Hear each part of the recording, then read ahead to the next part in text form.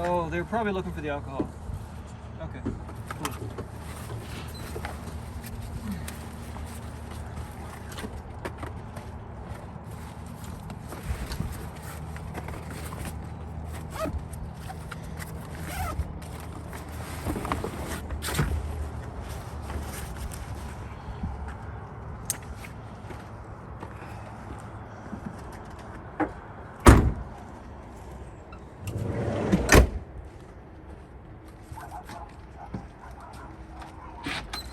Guys, I got some gifts. I'll wait on your thing.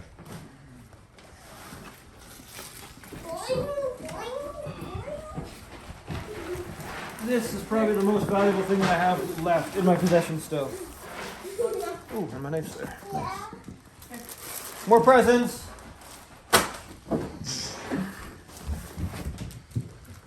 Now, did you take that over with you? Yeah.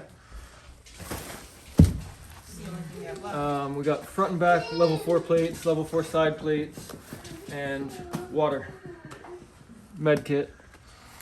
Yeah, all that came with me, and managed to make it back here as well.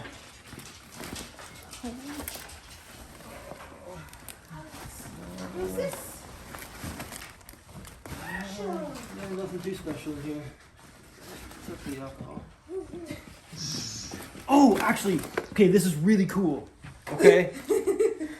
It's a schmog, like, you know, like they were in Afghanistan. But this one came from a Russian spy. So yeah, this is like the best thing I could possibly bring back. She didn't give it to me. It was like her husband like took it off her and like gave it to me as a gift. And then we found out a few days later that she was probably a Russian sleeper agent. She was born in Moscow but moved away when she was like 1. Her mom worked for the KGB. We found that out after we started talking to her and stuff. So she just how did she come forward with it, or did Her and her husband are both Ukrainian soldiers, and she made it very close to Zelensky, because like where I was staying I was like 300 meters from his location.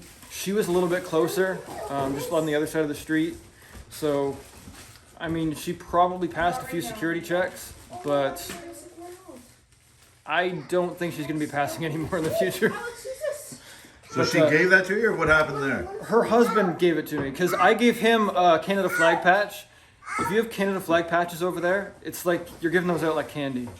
So I gave him one, and he couldn't speak very good English, but he was like, close to my heart. And then he grabbed this off of his wife and gave it to me. And so I had my own schmog, and I gave that to her as a replacement. So, but yeah, this is... And do you think she's a Russian spy? Yeah, Just most likely. well, Anthony, start, and we won't start from the beginning, and I'll try not to hold you up because I know you just cut in. Tell me about, do you remember the date you left? And if you don't, by all means, I'll look it up. But I mean, if you... I left Canada on February 26th. Okay. And you wanted to go there, why again? I couldn't sit here in, I mean, relative luxury and watch what was happening from over there. I mean, like, they don't have, you know, basic stuff. I mean, I stayed at a house in Voznesensk that doesn't even have running water. Like, I just couldn't stay here and watch that happen. So you managed to get over there through somebody online, a tennis star? Yeah.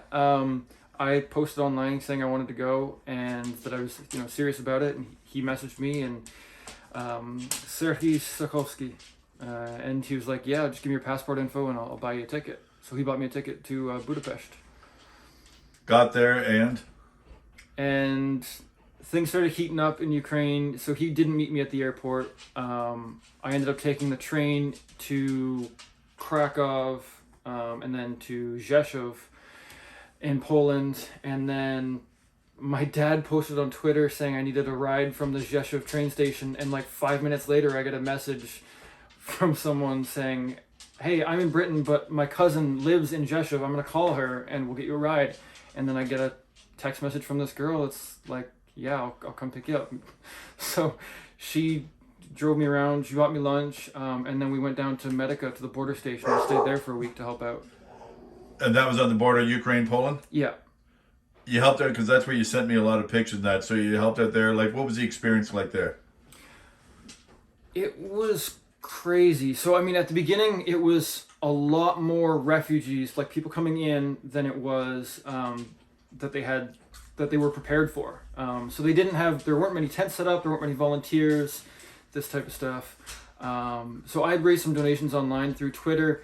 We spent $5,000-$6,000 maybe at Medica.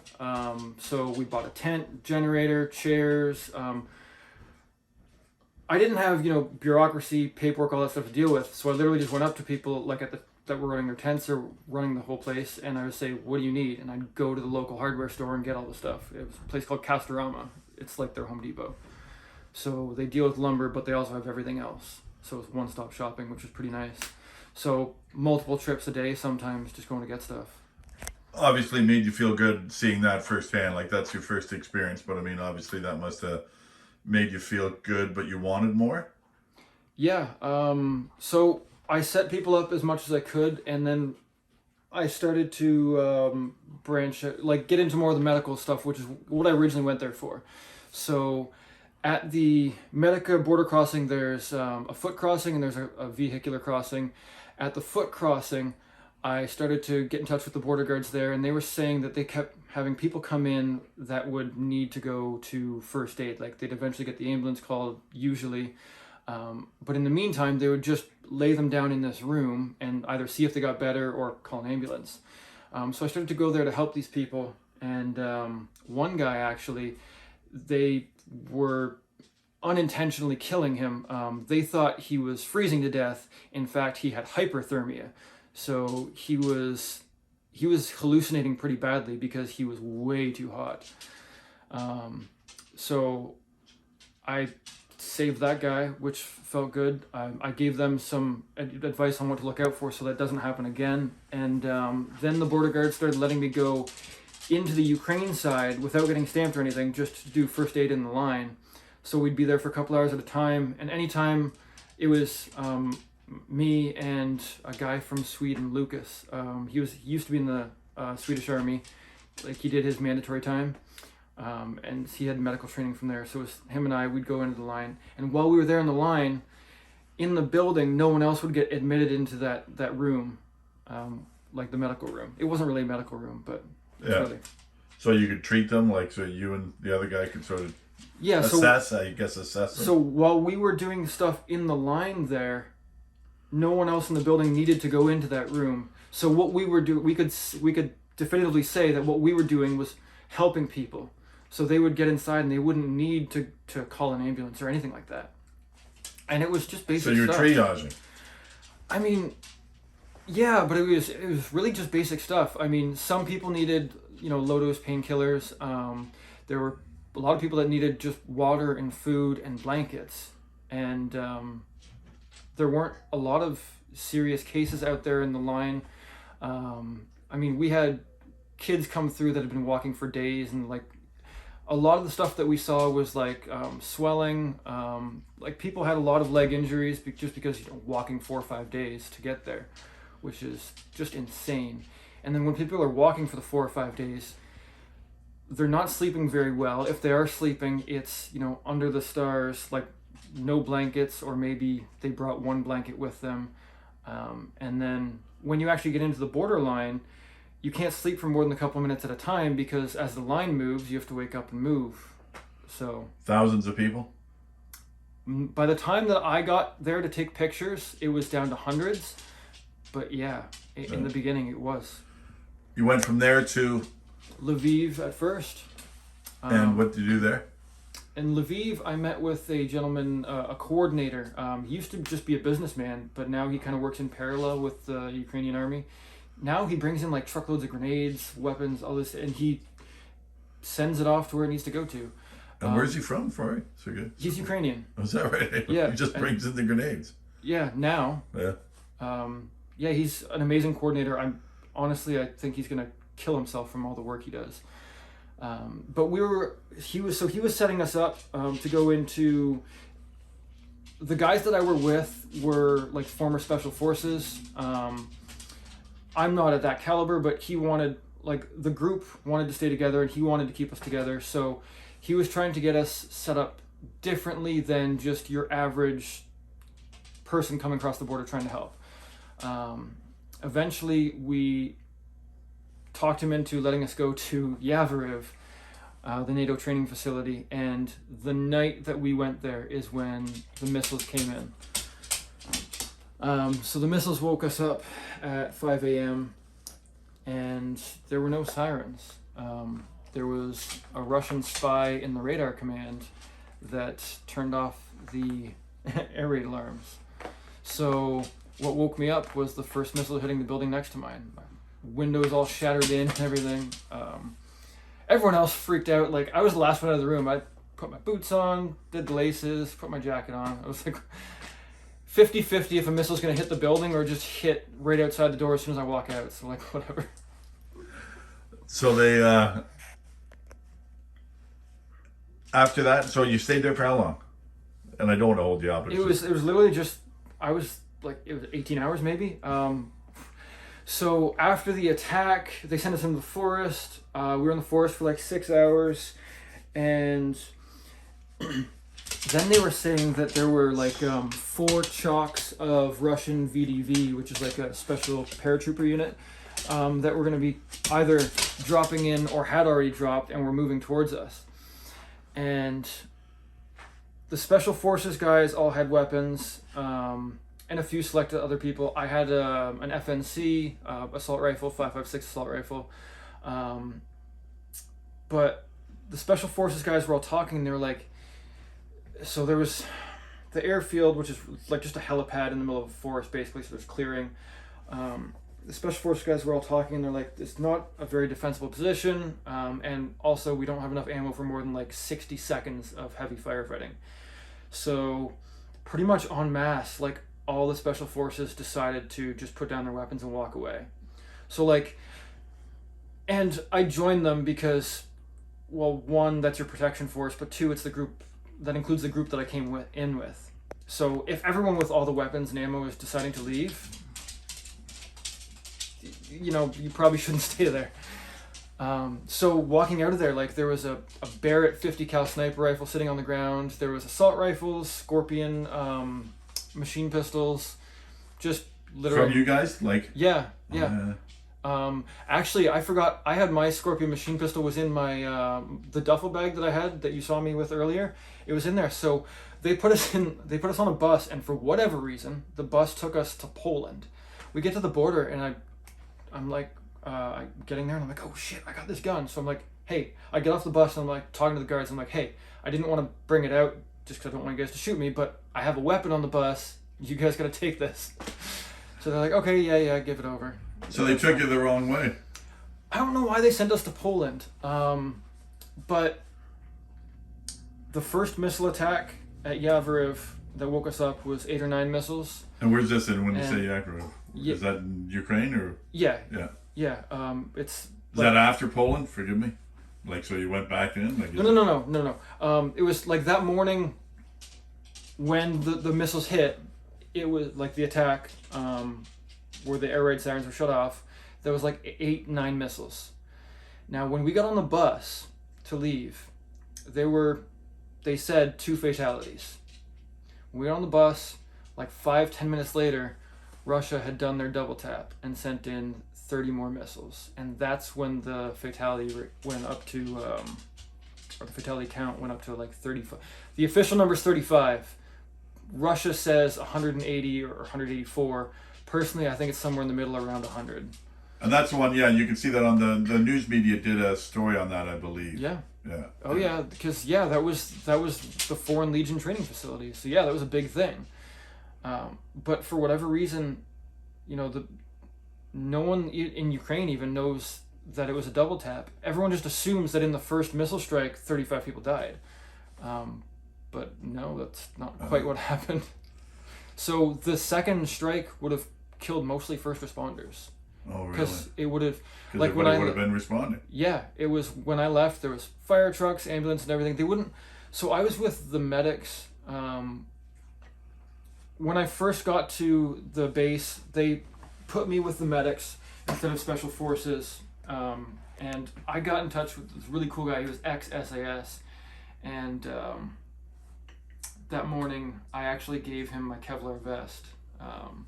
I mean, Kevlar is useless for rifle rounds. It's good for like pistols and shotguns, but I gave him my Kevlar vest. It's like $800 vest, which is not the point, but I gave that to him, and he didn't make it out of the second attack. Oh, was that right? So that sucked. And you know that for sure, like. Yeah. He was cool. So you got to the Poland border again, and then you went back in again? We stayed in Poland overnight, and then we went back into Ukraine the next day, and they questioned us. They had stopped us at the border for like 2-3 hours. Like, why are you leaving right after all the missiles and then going back in? They're like, just on high alert for spies and stuff. Understandable. Yeah. Got back in? Then we went to Lviv, found a ride up to Kiev, and then we started working with, I was with the Territorial Defense Unit for 1 week. Then we moved in with SBU, Special Forces, and I also did a little bit of time with Right Sector, which was just medical training. I don't know, I don't really know what their whole affiliation is or what their ideology is with Right Sector. Some people have said pretty shady. All the Ukrainians I spoke to, they're like, yeah, they're very patriotic guys. But nowadays when I hear the word patriotic, I'm like, so those kind of people, Yeah. Where did you end up? Where's your final stop? If you can say, within reason. Like the furthest I made it into Ukraine would have been within 40 or 50 kilometers of Mykolaiv. So the place we stayed for the night would have been Voznesensk or Vosyatsky. I always mix them up. You've learned a lot since you left. Yeah. Go ahead. Like I can read this. What's it say? That says police. Policia. Yeah. But it says police. So this was a gift from in Kropivnitsky, drug enforcement agents. Yeah. So cool. Yeah. So anyway, tell me. So it was Voznesensk or Vosyatsky that we stayed at for the night, but we made it down to like Nova Odessa. So not Odessa, but Nova Odessa, New Odessa. And that's like, I think 40 kilometers, they said, from Mykolaiv. So we got pretty close there. What ended it for you? Well, I was with SBU, Ukrainian Security Service, for about a month. And that trip where we made it close to Mykolaiv, when I came back from that trip, in Canadian dollars, there was about $8,000 worth of stuff that was stolen from me. Our base was a hotel, and my room was locked. It was my room, no one else's. The only people that had access would be me and the commander. And I get back and like my bulletproof helmet's gone, night vision gone, even like my GoPro that I brought with me from home gone, tactical flashlights, which were all Nightcore, which are, I don't know if you've heard of Nightcore or not, but expensive, all gone. A Mystery Ranch assault pack, 3-day assault pack, like an expensive backpack, like military backpack, gone. What did that do to you? Well, it didn't make me want to. These guys are supposed to be the best of the best. And if the best of the best is going to be stealing from foreigners and stuff, the people trying to help them, it doesn't make me want to stay there at all. You were saying within 90 minutes you were out of there? Yeah. So when I'd gone down to Mykolaiv, basically, or not to Mykolaiv, but towards Mykolaiv, I put on my armor that morning. I had my clothes, my armor, and there was some stuff that I had down in Voznesensk that I was going to grab that day. So that was all I had, basically. I went down there, got it, came back, all my stuff was gone, and I figured if I stayed, that, like, obviously they could come into my room whenever they feel like it. So I figured if I stayed, they'd probably just come in at night and, I don't know, steal the rest of my stuff, beat me, or whatever. I don't know. So yeah, I was gone quick because I didn't want to. Like, the armor that I had left would have been worth $2,000. I had tourniquets that I paid for, $20 a tourniquet. I had 10 tourniquets. Oh, US dollars. I had my trauma kit, which had morphine, fentanyl, and a bunch of other expensive stuff in there. That'd probably be $800. You know. And then how did you get home? You went. I took the train to Lviv. I actually laid a few false trails. So people that I'd been talking to in, like, contacts that I made in Ukraine, that knew the people from my unit, I kind of laid false trails, and I was like, oh, there's a mission down to Kherson. There's stuff needed to be done in Dnipro. Like, different people had different stories. Just because the trust was gone? Yeah. Yeah. For sure. But really, I was on the train to Lviv, and then stayed in Lviv overnight. And actually, when I was coming into Lviv, I was messaging one guy, an American, that was with me at the attack in Yavoriv, and was with me when we made it back up to Kiev. And then when I joined SBU, he had gone to join a sniper team, and I don't know what happened with that. He ended up leaving that and doing something for an American, Warriors Without Borders is their organization. He, like, rescued a baby from someplace, and then I don't know where he was or what he was doing during the other time, but I was on the train to Lviv and messaged him, and he's like, hey, I'm in Lviv. I'll pick you up at the train station. So I met back up with him. He had a place for me to stay that night, and then the next day we drove to the border. We got an Uber, which, by the way, Uber over there, insanely cheap. Actually, it's Uklon. It's Ukrainian Uber, Uklon. We walked across the border, which was really fast. All they did was x-rayed our bags, and they're like, yep, good to go through. And then I stayed in Przemysl, Poland for a few days, took the train to Warsaw, and then took the flight out of Warsaw. How many hours have you been up for then? Let's see. Last night I had a few too many drinks, got back to the hotel late. I slept for about 4 hours, and it's currently 2:30 in Poland time. And when did I get up? I got up at 4:30, so I've been up for 22 hours now. Did you accomplish what you wanted? Yes and no. I did a lot of medical training. I taught a lot of people tactical combat casualty care, and if that helps to save one life, awesome, and it's worth it. I know, at least in Poland, at the Medica border station, that I saved the one guy's life. So, I mean, I know I made a difference, at least. As for what I wanted to accomplish, I always feel like I could do more, or could have done more. There were some days where there weren't any classes scheduled, and it's like, you get the feeling like you could have done more. So it's a yes and no type thing. Yes, I helped. Could I have done more? Yeah, I feel like I could have. Would you do it again? Absolutely. Even after what happened? After they stole your stuff? Just because some of them stole my stuff doesn't mean that the ones that I helped didn't deserve to be helped. Nice to be home? Yeah. It's going to take some getting used to. The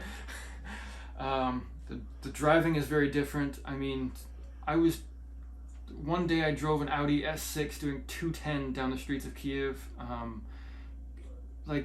The rules there are pretty much, I mean, Kiev's getting back to normal, but in the beginning they were like, you got to drive like this because that's how things are right now. So it was very different. And at the hotel that we stayed at, you had to do light discipline. So basically at night, all the lights were off. You go to eat at 6 p.m., it's dark outside. There's one light on for the entire cafeteria for this hotel. So you're walking around in the dark, you're eating in the dark. I take it it's numerous stories to the hotel. Well, I was at the hotel for a month. No, but I so- mean it's numerous height wise. Oh yeah. Sorry. So yeah. how did you get up there? Like elevator? Was the elevator working? Oh or yeah, did you yeah, climb yeah. it? They had the elevator working. So usually, it depended on the floor, but so the elevators are centrally located in that little landing area in front of all the hotel door or the elevator doors. The lights would be on for that area, but down the hallways and down these hallways, no lights. So you had to, like, use your phone. You had to keep your blinds closed if you had your lights on in your room. Will Ukraine win? Absolutely. I mean, there's no question. It's the soldiers that are fighting for Russia. They're not like they're being forced to. I mean, some of them want to be doing the stuff that they're doing, but for the most part, these are conscripts that are just doing what they're told. And armies in the past have used the excuse we were just following orders. In Russia, they're brainwashed very early. State-controlled media. People that try to speak out or protest in any way are punished.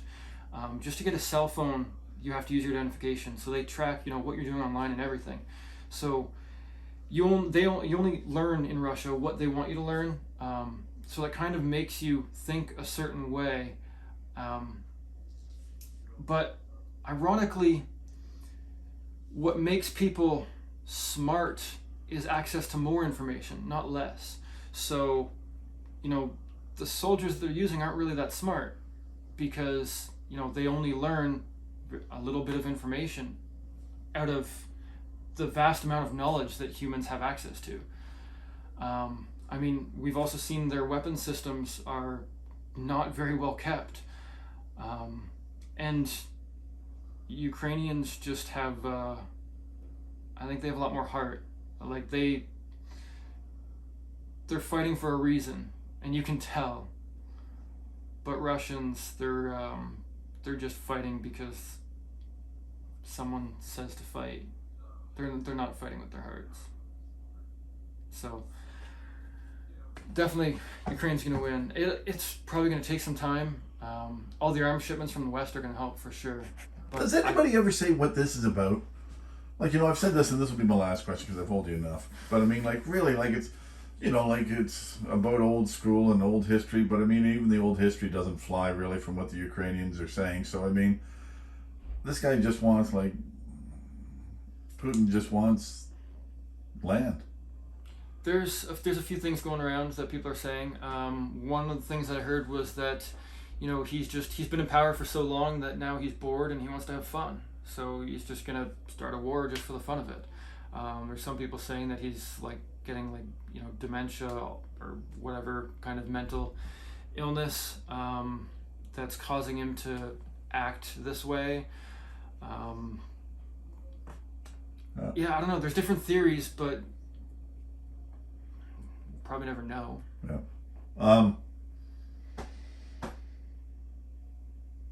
The last question: what was it like to see your family? Amazing. I was joking while I was over there. I was like, oh, they have a PlayStation. They probably don't know I'm gone. But yeah, they did. You could tell just by how they hugged me.